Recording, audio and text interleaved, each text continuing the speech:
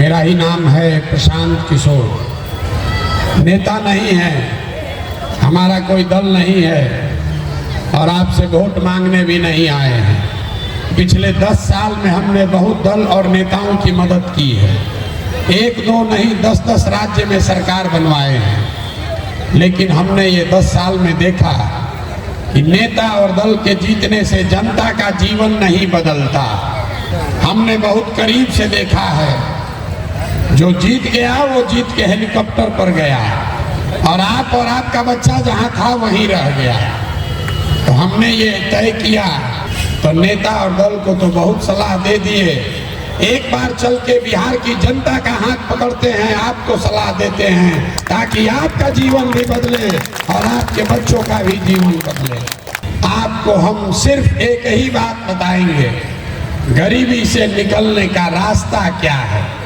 आप बात को सुनिए, समझिए, ठीक लगे तो अपनाइए और न ठीक लगे तो जैसे जिंदगी चल रहा है वैसे चलाइए। आपको लग रहा है कि किस नेता को वोट दें कि हमारा गरीबी खत्म हो।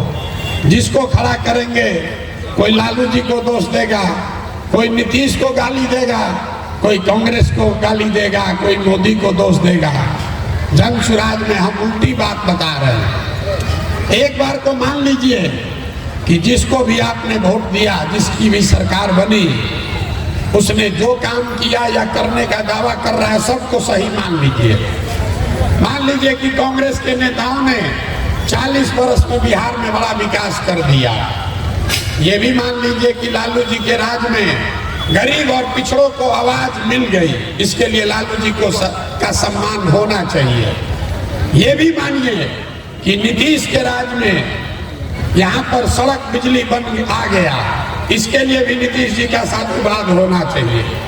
लेकिन अगर सबके बात को, सबके दावा को सही मान भी लिया जाए तो भी इस बात से कोई इनकार नहीं कर सकता है कि इस देश में सबसे ज्यादा गरीब, सबसे पिछड़े, सबसे ज्यादा अशिक्षित, सबसे ज्यादा भूखमरी और बेरोजगारी वाले हम लोग बिहार के लोग ही हैं। तो इसका मतलब है कि कहीं ना कहीं कोई ऐसी वजह है, कोई रोग का कारण है जो आपको पकड़ में नहीं आ रहा। किसी को आप वोट देते हैं, आपका गरीबी नहीं खत्म हो रहा है। क्यों नहीं खत्म हो रहा? दूसरे राज्य में भी नेता सब चोरी कर रहा है, दूसरे राज्यों में भी जाती है, उन राज्यों में भी यही का संविधान लागू है।